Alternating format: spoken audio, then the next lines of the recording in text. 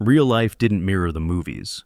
Though discovered at a young age, success didn't come easily. Bruno Mars, long admired for his magnetic stage presence, powerful voice, and unforgettable hits like Uptown Funk and Leave the Door Open, has kept much of his personal journey hidden from the public eye. Known for drawing a clear line between fame and privacy, the beloved performer rarely lets fans in on his personal story. Now, at 39, Bruno Mars is finally shedding light on his private world.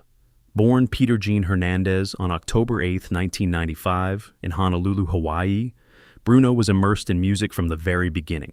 His household was filled with rhythm and melody, a blend of cultures and sounds shaped by his Puerto Rican father, Peter Hernandez, and his Filipino mother, Bernadette San Pedro Bayot, who also carried Spanish heritage. Both parents were passionate about the performing arts. Bernadette shined as a hula dancer and singer, while Peter specialized in Latin percussion. And Bruno's earliest memories of music are deeply tied to his family's band, the Love Notes, where he witnessed the magic of live performance up close. At just 2 years old, his father began calling him Bruno, a playful nickname inspired by wrestler Bruno Sammartino. That name would later become part of a globally recognized brand. At age 4, Bruno joined his parents on stage, performing Elvis Presley's impersonations with uncanny accuracy and confidence. His charisma as a child performer earned him local fame across Honolulu, especially during live shows at venues like the Waikiki Beach Marriott and Hilton Hawaiian Village.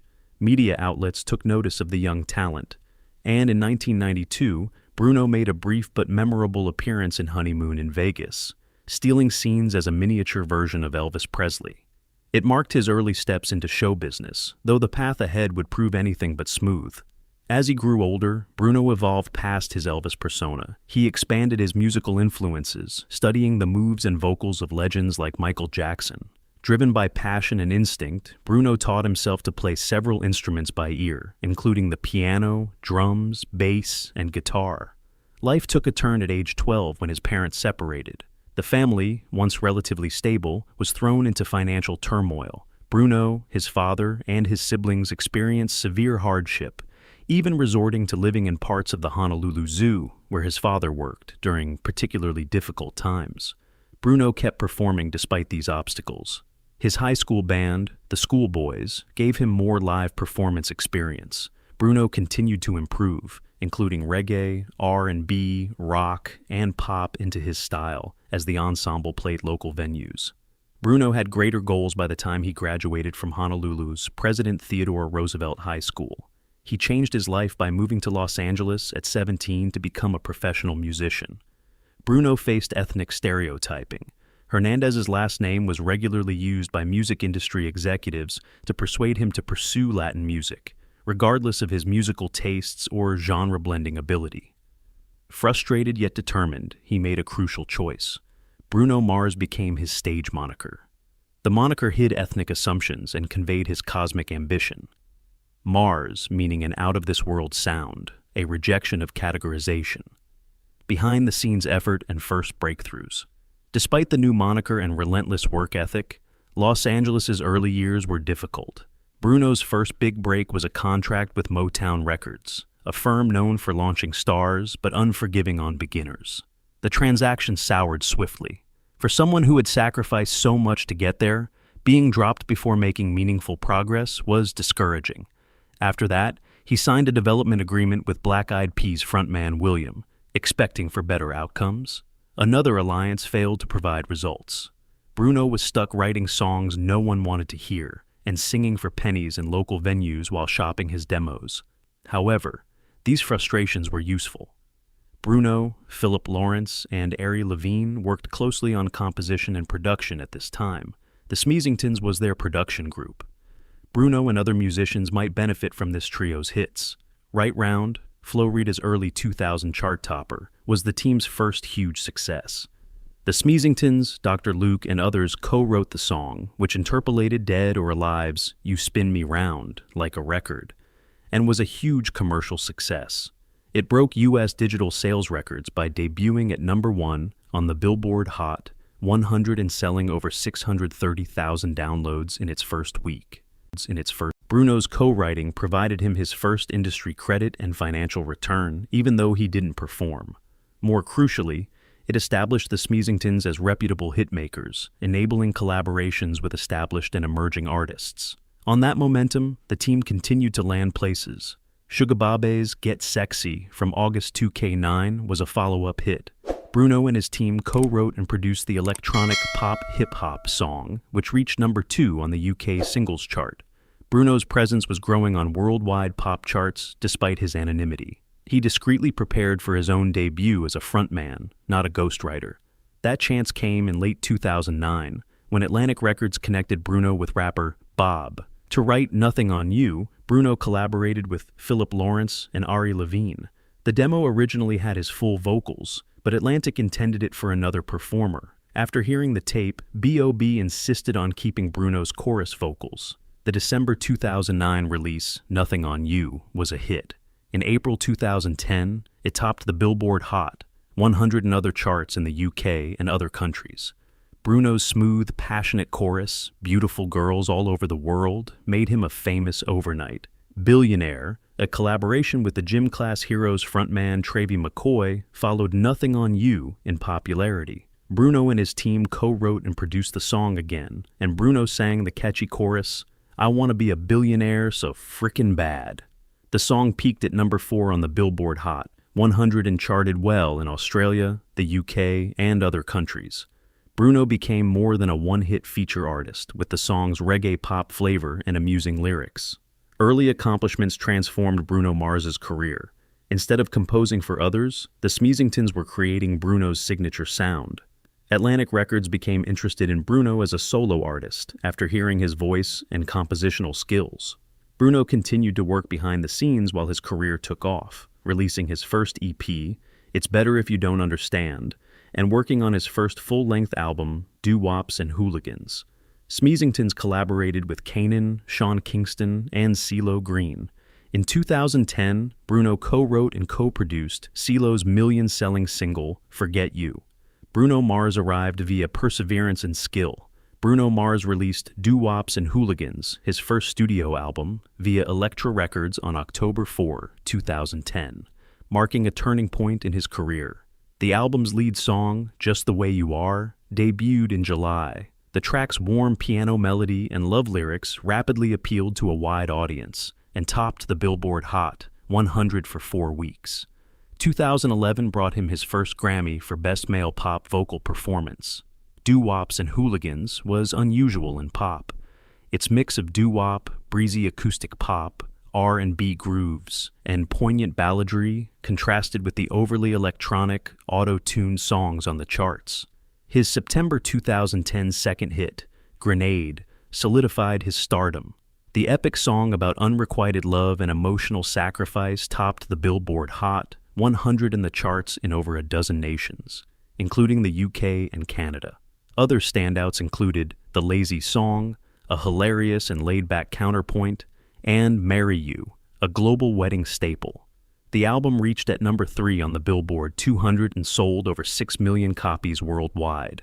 Mars released his second studio album, Unorthodox Jukebox, on December 7, 2012, building on his debut. This album evolved musically and thematically. While Doo-Wops and Hooligans focused on innocence and romanticism, Unorthodox Jukebox boldly addressed passion, temptation, heartbreak, and resistance through an eclectic sound. High-profile producers included Mark Ronson, Diplo, Jeff Basker, and the returning Smeezingtons. October 2012's Locked Out of Heaven, the lead single, was a hit. Bruno blurred genres with the police-inspired rock beat, debuting at 34 on the Billboard Hot 100 and rising to number 1. Other major singles were When I Was Your Man, a piano ballad evocative of old soul heartbreakers that again topped the Billboard charts. Treasure and Gorilla showed his ability to switch between funk, rock-infused soul, and provocative pop without losing authenticity. Unorthodox Jukebox began at #2 on the Billboard 200 and rose to #1 in its second week. Bruno won the 2014 Grammy for Best Pop Vocal Album and sold over 6 million copies worldwide, cementing his place among the 2010 ESSA Best Pop Performers.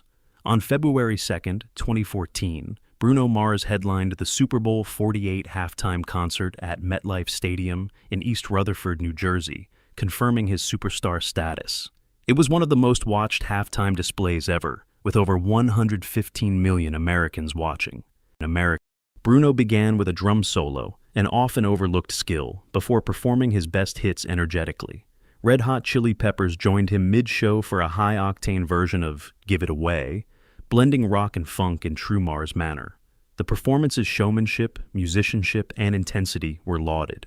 Mars, unlike many halftime acts that rely on expensive visual effects and fireworks, commanded the stage with charisma and sheer talent, underlining his global status. Bruno Mars took a break from the spotlight to write 24K Magic. On November 18, 2016, the album returned to late 80s and early 90s sounds like New Jack Swing, funk, and R&B with a luxurious, confident image. Co-produced with Shampoo Press and Curl, a Smeezingtons rebrand after Ari Levine's departure, 24K Magic reaffirmed style, musicality, and cultural significance. In October 2016, the lead single, 24K Magic, set the tone with its talkbox start, synthesized bass rhythms, and unabashed swagger. It reached number 4 on the Billboard Hot 100 and was a party, sports, and award show staple. That's What I Like, the album's second single, was even more successful. The song topped the Billboard Hot 100 in May 2017 with trap-inspired beats, beautiful R&B vocals, and clever lyrics about wealth and love. Bruno won 6 Grammys in 2018, including Record, Song, and R&B Song. In 2018, Cardi B remixed Finesse, another album highlight. Based on In Living Color, the remix's music video went viral. Critics praised 24K Magic for its coherence and nostalgic realism. This 2017 bestseller awarded Bruno Mars the Grammy for Album of the Year. In the late 2010s, Bruno Mars was one of the most influential pop performers. But Silk Sonic's creation and success were coming. Pac supported Bruno Mars on his 2017 24K Magic World Tour, where they met.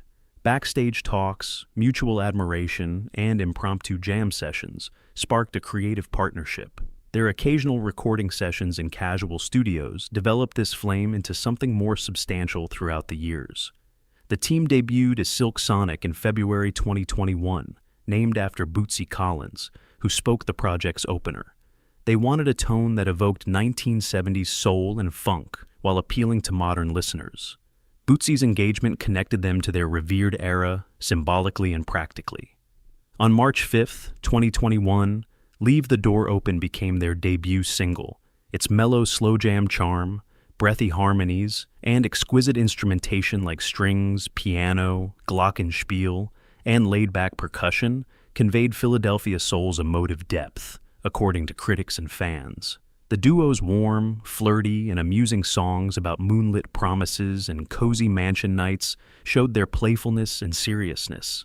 The Guardian hailed it excellent vintage R&B, while Vulture complimented its flawless blend of nostalgia and modernity.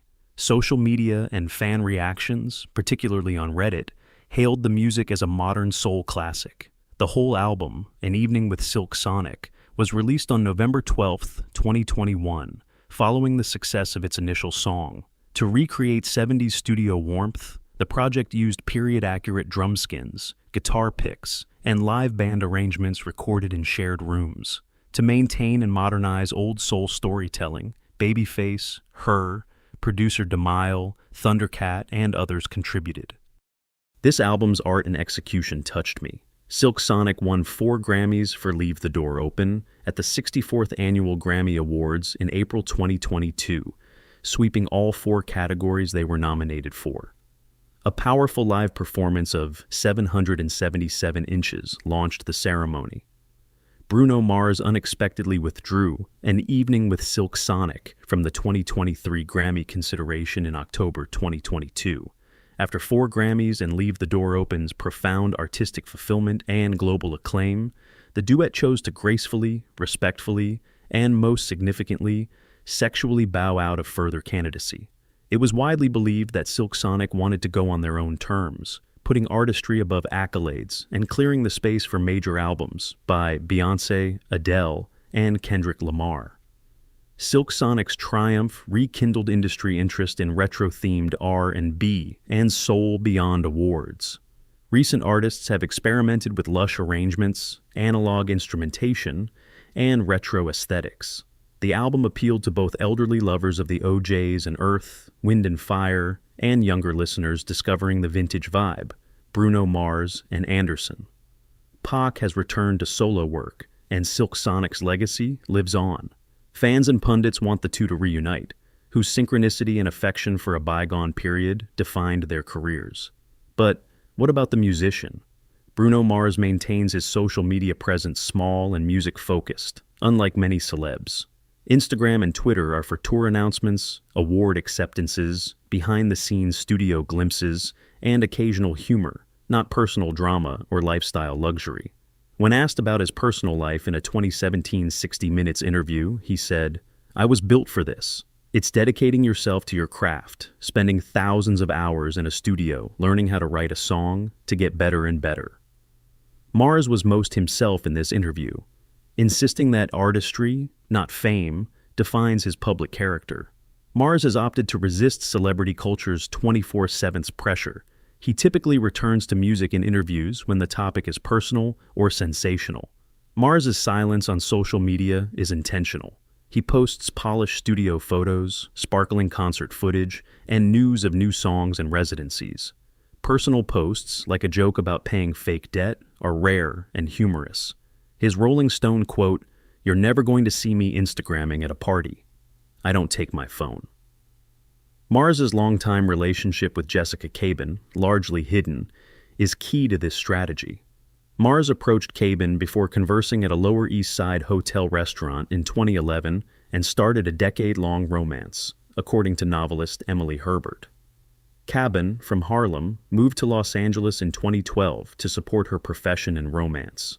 Their partnership is rarely seen in public despite its duration. They attended the 2014, 2016, and 2018 Grammys together. Mars chose thankfulness over bombastic declarations each time. In his 2018 emotional 6th Grammy triumph, he remarked, "My Lady Jessica, I love you, baby. Thank you for being my rock and being by my side throughout this whole process." Their relationship has inspired songs. Mars revealed his piano ballad in a May 2013 Rolling Stone cover article,